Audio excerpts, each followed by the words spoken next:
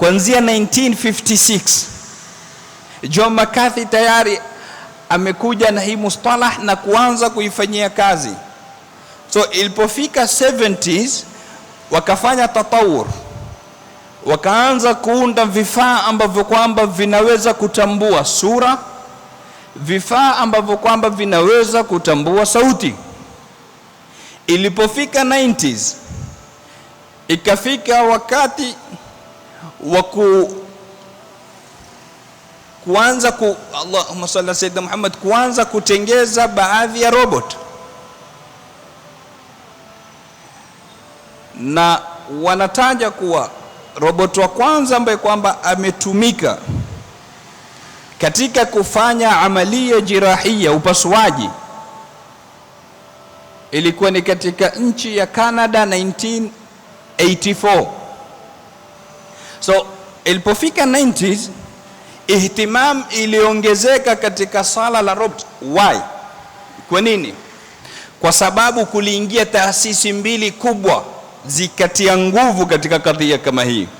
Taasisi ya kwanza ni NASA na taasisi ya pili ni jeshi la Amerika. Kwa nini hawa? Kwa sababu NASA anapeleka vyombo vyake angani.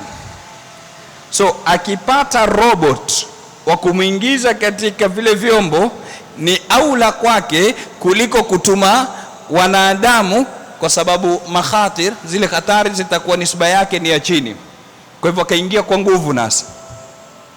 Lakini jeshi la Marekani liliingilia vile vile kadhia ya robot, kwa sababu kipindi kile vita vya Korea, matabibu wazuri wako Marekani na wale wanajeshi wanaojeruhiwa katika vita wako Korea, hawapati matabibu wazuri, ikawa wanahitajia kuwatibu wale wanajeshi Korea kwa kupitia madaktari wale walioko California kule, lakini kwa kupitia robot. Awe yuko huku Amerika, you am control kwa kupitia vifaa. Kwa hivyo ikatiwa nguvu zaidi. Kumeendelea mpaka tumefika katika 2022, wakafika katika kile ambacho kwamba walikuwa wanakusudia, unaweza kusema naye ukamwambia kitu na akakujibu.